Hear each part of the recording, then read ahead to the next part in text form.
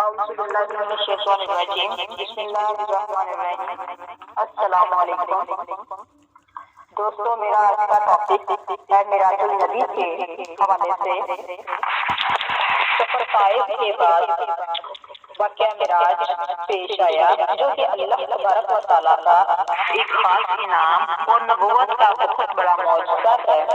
یہ واقعہ اس طرح ہوا کہ حضور اکرم صلی اللہ علیہ وآلہ وسلم مکہ معظمہ میں حضرت ام ہانی رضی اللہ تعالیٰ عنہا کے گھر رات کے آرام فرما رہے تھے کہ اللہ تعالیٰ نے حضرت جبرائیل علیہ السلام اور حضرت موسیٰ علیہ السلام کو آپ کے پاس بھیجا۔ وہ آپ صلی اللہ علیہ وآلہ وسلم کو مسجد حرام لے گئے، پھر وہاں سے رات پر سوار کر کے مسجد اقصی لے گئے، جہاں تمام انبیاء علیہ السلام نے آپ صلی اللہ علیہ وآلہ وسلم کی ابتدا میں نماز ادا کی۔ اس کے بعد آپ صلی اللہ علیہ وآلہ وسلم کو سات آسمانوں کی سیر کرائی گئی اور آپ اللہ تبارک و تعالیٰ سے ہم کلام ہوئے۔ اس سفر کچھ اہم تفصیلات ہم یہاں پہ ہم آپ کو دیں گے۔ حضرت نبی کریم صلی اللہ علیہ وآلہ وسلم بیت المقدس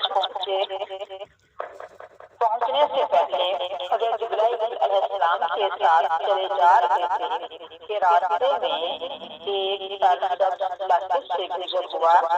حضرت جبرائیل علیہ السلام نے آپ صلی اللہ علیہ وآلہ وسلم سے کہا، جہاں اتر کر آپ دو رکعت نماز پڑھ سکتے۔ آپ صلی اللہ علیہ وآلہ وسلم نے رات سے اتر کر دو رکعتیں ادا کی۔ حضرت جبرائیل علیہ السلام نے پوچھا، آپ صلی اللہ علیہ وآلہ وسلم کو معلوم ہے یہ کون سا مقام ہے؟ آپ صلی اللہ علیہ وآلہ وسلم نے فرمایا، نہیں۔ تب جبرائیل علیہ السلام نے کہا کہ آپ صلی اللہ علیہ وآلہ وسلم نے طیبہ یعنی مدینہ منورہ میں نماز پڑھی ہے، اور یہی آپ صلی اللہ علیہ وآلہ وسلم کی ہجرت گاہ ہے، یعنی مکہ سے ہجرت کر کے آپ یہیں آنا ہے۔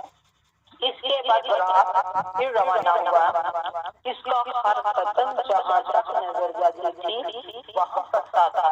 ایک اور مقام پر حضرت جبرائیل علیہ السلام نے کہا، آپ صلی اللہ علیہ وآلہ وسلم جہاں اتر کر نماز پڑھیے۔ آپ صلی اللہ علیہ وآلہ وسلم نے وہاں بھی دو رکعت نماز ادا کی۔ انہوں نے بتایا، آپ صلی اللہ علیہ وآلہ وسلم نے مدین میں نماز پڑھی ہے۔ اس بستی کا نام مدین حضرت ابراہیم علیہ السلام کے بیٹے مدین کے نام پر رکھا گیا تھا۔ انہوں نے اسی